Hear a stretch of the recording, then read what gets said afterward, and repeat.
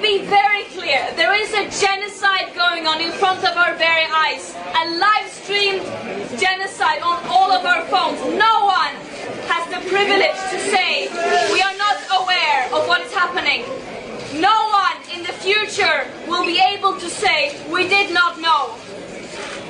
Under international law, states have a legal obligation to act to prevent and to stop a genocide from happening.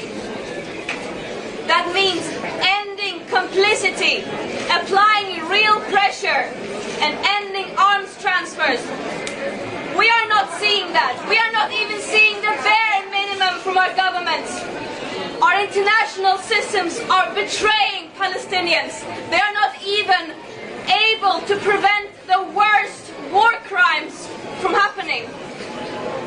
And I will never, ever comprehend how humans can be so evil that you would deliberately starve millions of people living trapped under an illegal siege as a continuation of decades and decades of suffocating oppression, apartheid, occupation.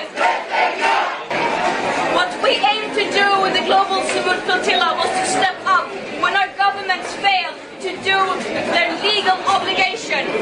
Our governments are talking about ensuring human rights and the importance of getting humanitarian aid into Gaza, while failing to do their part and while failing to even the bare minimum ensuring safety for this mission. This mission should not have to exist. The global Sumud flotilla was the biggest ever attempt to break Israel's illegal and inhumane siege by sea.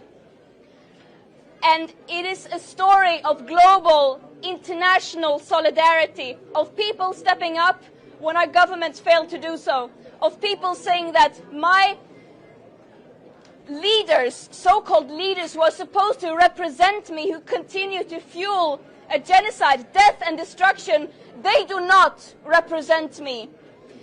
And this is a last resort. That this mission has to exist, it's a shame. It is a shame. And I could talk for a very, very long time about our mistreatment and abuses in our imprisonment, trust me, but that is not the story.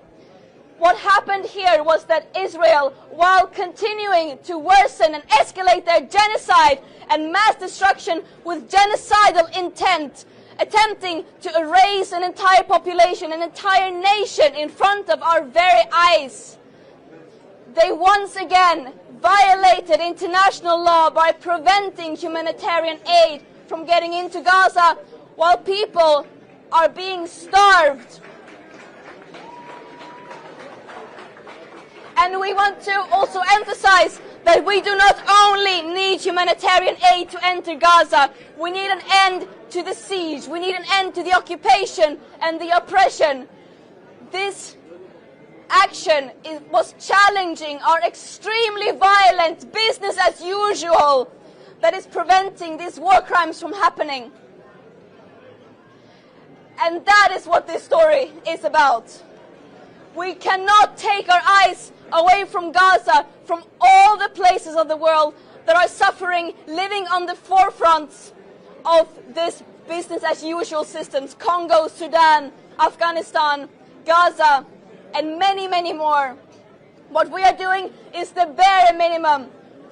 This genocide and other genocides are being enabled and fueled by our own governments, our institutions, our media and companies. It is our responsibility to end that complicity. What we are doing is not in any way, no one has to come to the rescue of Palestinian people. What we are doing is hearing and acting upon their calls for people all over the world to take action and end our complicity, to use our privileges, our platforms, to take a stance against this that is in every way unjustifiable.